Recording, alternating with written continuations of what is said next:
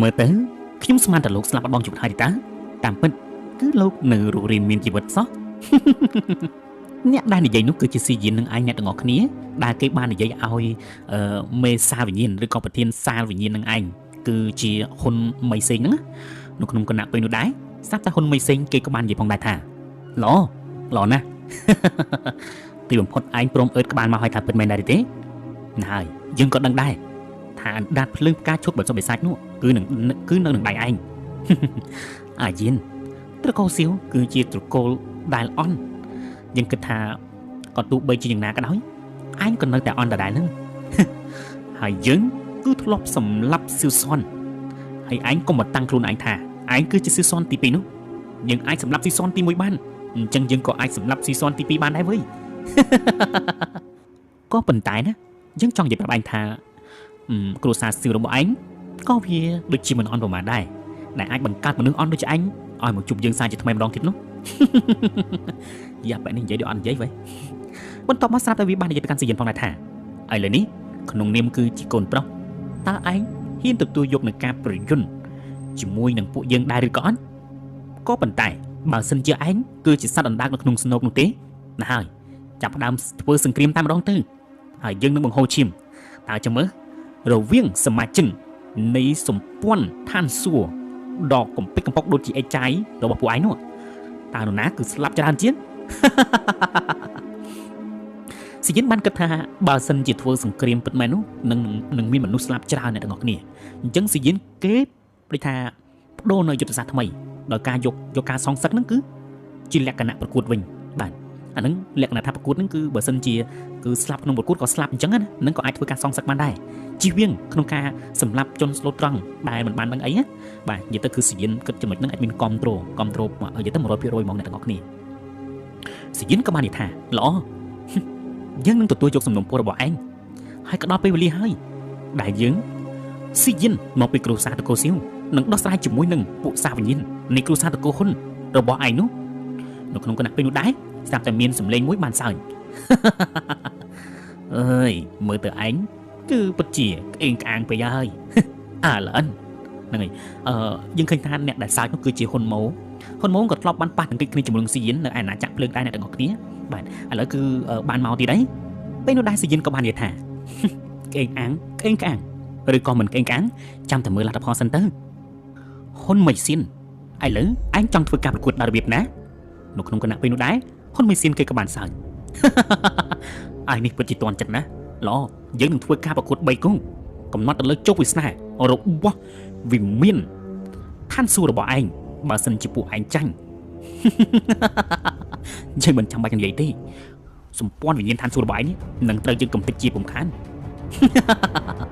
លក្ខណៈនិយាយមកសាច់រហូតតែម្ដងណានៅក្នុងកំឡុងពេលនោះដែរ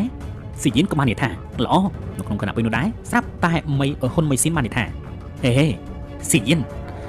ឥឡូវឯងចាប់ដើមជ្រើសរើសគ្នារបស់ឯងទៅ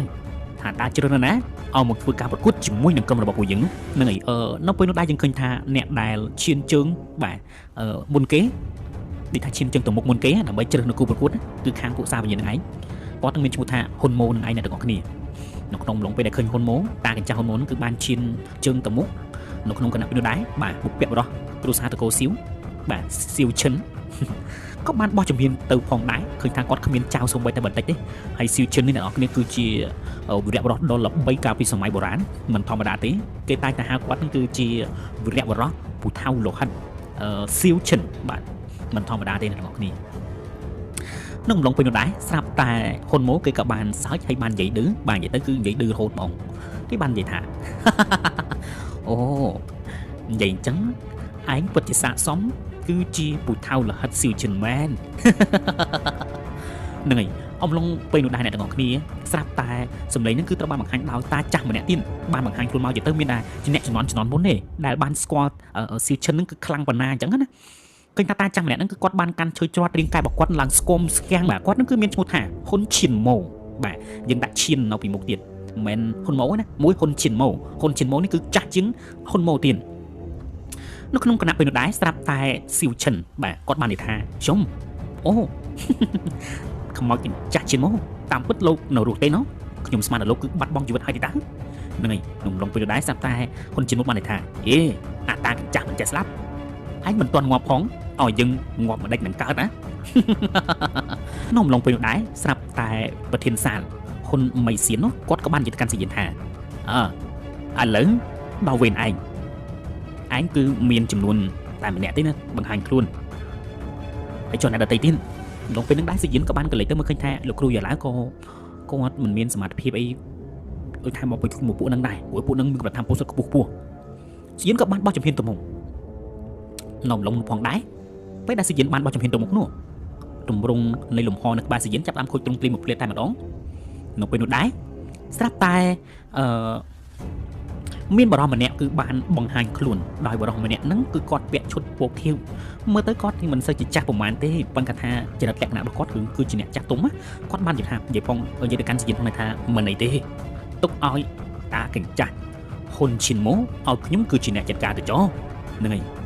នោះគឺជាបុព្វបុរសនៃប៉មសុតនឹងឯងបាទគឺជាបុព្វបុរសពិតហ្មងអ្នកទាំងអស់គ្នាគាត់ក៏បាននិយាយទៅកាន់ស៊ីយិនផងដែរថាហើយLNកុំបារម្ភអីខ្ញុំមិនទាន់ហ៊ាននិយាយប្រាប់ឯងថាខ្ញុំគឺឈ្នះទៅលើអាតាកញ្ចាស់មិនចេះស្លាប់នោះទេប៉ុន្តែបើឲ្យនិយាយថាចាញ់គឺមិនទេចាំតែមើលលទ្ធផលទៅអំឡុងពេលនោះដែរបាទស្រាប់តែហ៊ុនឈិនមកគេក៏ស្រឡាំងកាំងបន្តិចផងដែរបន្ទាប់ពីបានឃើញថាសូម្បីតែបុព្វបុរសប៉មសុតក៏បានមកដែរហើយគេបានដឹងថាបុព្វបុរសប៉មសុតនេះគឺគាត់មិនមែនកើតចេញមកពីឪពុកម្ដាយឬអីអ្នកបង្កើតទេគាត់នឹងគឺកើតចេញអំពីឧសថនឹងតែម្ដងសូម្បីរូបរាងកាយរបស់គាត់នឹងគឺជាឧសថកម្រិតទី9អ្នកទាំងអស់គ្នាហើយយើងដឹងហើយថាតាមក្របកម្រិតទី9គឺជាតាមក្របដែលខ្ពស់ជាងគេបំផុតណាអញ្ចឹងគាត់កើតពីក្របឆ្នាំហ្នឹងបាទហើយដល់ពេលដែលសុំសិលអីយូរចឹងទៅក៏បានមកដល់កម្រិតហ្នឹងចឹងទៅអ្នកទាំងអស់គ្នាហើយរហូតដល់ខ្លាចទៅជាបុព្វបុរសនៃប៉មឧសថអញ្ចឹងបានប៉មឧសថហ្នឹងគឺជាអ្នកបង្កើតដោយឧសថអញ្ចឹងគេដាក់ប៉មឧសថហ្នឹងឯងអ្នកទាំងអស់គ្នានៅពេលដែលហ៊ុនឈិនម៉ូចង់និយាយពីអតីតកាលរបស់ខ្លួនស្រាប់តែបុព្វបុរសប៉មឧសថបានថាបានហើយអាតាកញ្ចាំងមិនចេះស្លាប់ហ៊ុនឈិនម៉ូធំនិយាយទៅបែរច្រើនទៅខ្ញុំគិតថាបើសិនជាពួកឯង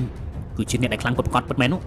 មិននិយាយអត់ប្រយោជន៍ចឹងទេបានហើយកុំអស់ពេលវេលាអីឆាប់ចូលមកអូកាចដែរហ្នឹងអ្នកទាំងអស់គ្នានៅក្នុងអំឡុងពេលនោះផងដែរអំឡុងពេលនោះដែរស្រាប់តែគាត់ធ្វើការក្រវីនៅដៃអាវរបស់គាត់បន្តិចស្រាប់តែបង្កើតនៅពិភពលំហមួយនៅទីតាំងកន្លែងនឹងដែរអញ្ចឹងណាហើយយើងឃើញថាគាត់ក៏បាននិយាយទៅកាន់ហ៊ុនឈិនម៉ូថាណែអាតាកញ្ចាស់ហ៊ុនឈិនម៉ូយើងគិតថានៅក្រៅនេះវាចង្អៀតពេកហើយ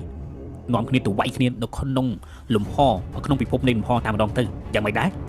ពេលនោះដែរស្រាប់តែគាត់បានហោះចូលទៅក្នុងពិភពលំហទៅបន្ទាប់ពីហ៊ុនឈិនម៉ូបានថាឯងស្មានតែយើងខ្លាចឯងថាពិតមែនដែរទេអត់ពេលនោះតាកញ្ចាស់ទាំងពីរនាក់ក៏បាននាំគ្នាទៅវាយក្នុងពិភពលំហទៅអំឡុងពេលនោះយើងឃើញថាពួកគេទទួលអារម្មណ៍ថាអាក្នុងពិភពលំហហ្នឹងគឺបានឆាបឆេះទៅដល់កម្លាំងថាមពលដងមហិមានិយាយទៅការប្រយុទ្ធគ្នាដល់ក៏ក្រើកក៏បានកើតឡើងអញ្ចឹងអ្នកទាំងអស់គ្នាឥឡូវនេះយើងក៏លេចមើលមកកាន់ស៊ីវឈិនវិញបាទពេលនោះស្រាប់តែគាត់បាននិយាយបាទនិយាយទៅស៊ីឈិននិយាយមកអត់នឹងខ្លាចទេអ្នកនរគ្នាចរិតស្តៀងស៊ីយិនដែរអញ្ចឹងណាគាត់បានមើលទៅកាន់ហ៊ុនមីសេងដែលជាប្រធានសាលហើយជាមួយនឹងតាកញ្ចាស់ហ៊ុនម៉ូថាឥឡូវពួកឯងទាំងពីរនាក់នរណាគឺជាអ្នកដែលត្រូវមកវាប្រហារជាមួយយើងឆាប់ចូលមកនៅពេលនោះដែរស្រាប់តែហ៊ុនម៉ូវាបាននិយាយហេស៊ីវឈិននេះគឺជាសម័យកាលជឿនលឿនដែរវើយកាលពីមុនឯងគឺជាមនុស្សដែលល្បីកាលពីសម័យកាលបុរាណវាមិនមែនជាសម័យកាលបុរាណទេណាវាហួសសម័យកាលឯងហើយបន្តមកស្រាប់តែស៊ីឈុនក៏បាននិយាយទៅកាន់ហ៊ុនមកវិញថាអាក្មេងជំនាន់ក្រោយអញគិតថាគឺវាហួសសម័យកាលថាពិតមែនដែរទេចាំតែមើលទៅតើយើងគឺហួសសម័យកាលឬក៏វាយ៉ាងណាសាក់ទៅគឺដឹងហើយជិះឃើញថាអបិហ៊ុនមកវាក៏បានសើញអើយតាចាស់អញ្ចឹងឆាប់ចូលមកអំឡុងពេលនឹងដែរយើងឃើញថាកម្លាំងធម្មពលដ៏ធំរបស់ហ៊ុនម៉ូក៏ចាប់តាមផ្ទុះឡើងផងដែរនៅក្នុងគណៈពេលហ្នឹងអ្នកទាំងអស់គ្នាយើងឃើញថាធ្វើឲ្យអ្នកទាំងអស់គ្នាដែលកំពុងតែមើលការប្រកួតរវាងពួកគេទាំងពីរនេះចាប់តាមផន់ភាំងស្រឡាំងកាំងខ្លាំងមែនតែម្ដងដោយពួកគេបាននិយាយផងដែរថាហ៊ុនម៉ូនោះគឺគេមានកម្រិតធម្មពលដល់មហាទេពយុទ្ធផ្កាយ5កម្រិតកំពូលពិតជាអស្ចារ្យខ្លាំងមែនទែនតែម្ដងអំឡុងពេលនោះដែរអ្នកទាំងអស់គ្នាស្រាប់តែស៊ឺឈិនគាត់ក៏បានកាន់ពូថៅរបស់គាត់បង្ហាញនូវភាពដ៏អស្ចារ្យនៅក្នុងអំឡុងពេលនោះដែរស្រាប់តែមានសម្រេចនៃគ្រួសារតកូស៊ីវពីបុរាណគឺបានបង្ហាញឡើងមកក្នុងគណៈពេលហ្នឹងបានធ្វើឲ្យខួរក្បាលរបស់មនុស្សគ្រប់គ្នាឡើងស្ពឹកស្រពន់តែម្ដងបេះដូងរបស់ស៊ឺយិនហាក់បីដូចជាញ័របន្តិចវាកាត់ឡើងដោយសារតែខ្សែស្លាយហិតនៃគ្រួសារតកូស៊ីវនឹងឯងអ្នកទាំងអស់គ្នានៅក្នុងអំឡុងពេលដែរស៊ឺយិនក៏បានសម្លឹងមើលទៅកាន់អាណាចក្រលំហដែលគេមើលមិនឃើញ បាទអាណាចក្រលំហគឺការប្រយុទ្ធគ្នារវាងបុព្វបុរសប៉មសុទ្ធជាមួយនឹងតាកញ្ចាស់ហ៊ុនឈៀនម៉ូបាទយើងឃើញថាអាណាចក្រលំហឡើងកម្ដៅកាន់តែខ្លាំងហើយហាក់ដូចជាចង់ផ្ទុះក៏ទោះបីដូចជាយើងមើលទៅគឺធម្មតាប៉ុន្តែវាបានបង្ហាញនៅអារលកធម្មពលដូចជាភ្នែកបន្ទោលអញ្ចឹងអ្នកនរគ្នាបាទនិយាយទៅគឺយើងគិតថាដូចជាភ្នែកបន្ទោលអញ្ចឹងណាយើងសួរសម័យជារលកធម្មពលក៏បានផ្ទុះឡើងដ៏សាហាវចេញអំពីអាណាចក្រលំហនៅក្នុងអំឡុងពេលនោះដែរ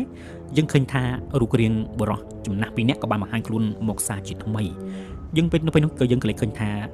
តាកញ្ចាស់ហ៊ុនស៊ៀនម៉ូគាត់ក៏បាននិយាយឡើងថាហេពិតជាមិនធម្មតាមែនល្អកម្លាំងធម្មពលរបស់តាកញ្ចាស់មិនចេះស្ដាប់របស់ឯងនេះពិតជាគួរសមស៊ីយិនក៏បានក្រេកមើលទៅកាន់ឈៀនម៉ូឃើញថាគាត់នឹងគឺអស់កម្លាំងធម្មពលច្រើនក៏ទោះបីជាសម្លៀកបំពាក់របស់គាត់មើលទៅមិនសូវជាដូចថាញ៉ៃយ៉ាងណាក៏ដោយប៉ុន្តែគាត់មិនអាចធ្វើការប្រយុទ្ធតទៅទៀតបានទេស៊ីយិនក៏បានសួរទៅកាន់បុព្វបុរសឧសពណាហើយចំណែកឯហ៊ុនម៉ៃស៊ីនក៏បានសួរទៅកាន់ហ៊ុនឈៀនម៉ូដូចគ្នាដែរមើលពេលនោះដែរស្រាប់តែពួកគេបាននិយាយថាលទ្ធផលគឺស្មើគ្នាបាទកម្លាំងធម្មពលពួកគេហ្នឹងអត់មានអ្នកគេឈ្នះមានអ្នកចាញ់ទេគឺស្មើគ្នា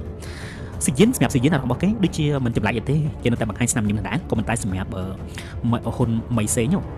គេហាក់ដូចជាមិនសូវជាសប្បាយចិត្តទេគេសង្ឃឹមទៀតថាខាងគេត្រូវតែឈ្នះអញ្ចឹងប៉ុន្តែបើជាមកស្មើគ្នាទៅវិញ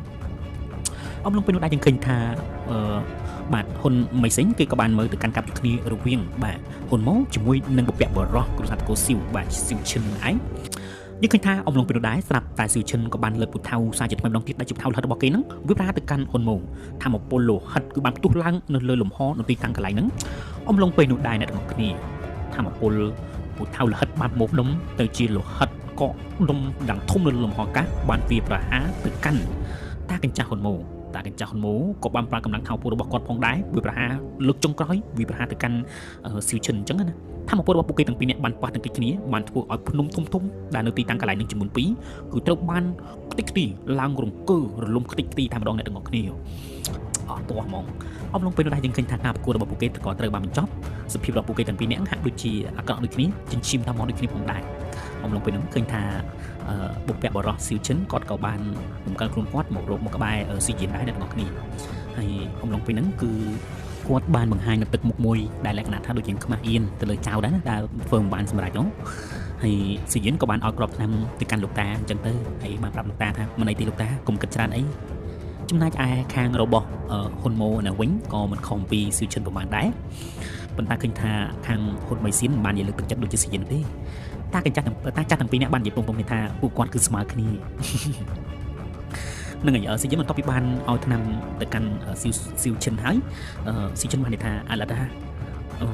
រឿងបន្ទាប់គឺសង្ឃឹមទៅលើឯងហើយណាពេលនោះដែរស្រាប់តែស៊ីយិនបាននិយាយថាកុំបារម្ភអីលោកតាទុកឲ្យខ្ញុំគឺជាអ្នកបញ្ចំរវាងគំនុំនៃគ្រួសារស៊ីវរបស់យើងជាមួយនឹងគ្រួសារតកូហ៊ុនទៅចោះនៅក្នុងអំឡុងពេលនឹងដែរស្រាប់តែហ៊ុនម៉ៃសេងគេក៏បានសើចសម្ដីរបស់ឯងនេះពិតជាក្អេងក្អាងពេកហើយអញក៏ចង់ដឹងដែរថាតើចាំមើលតើឯងគឺខ្លាំងដល់ប៉ុណ្ណាទៅ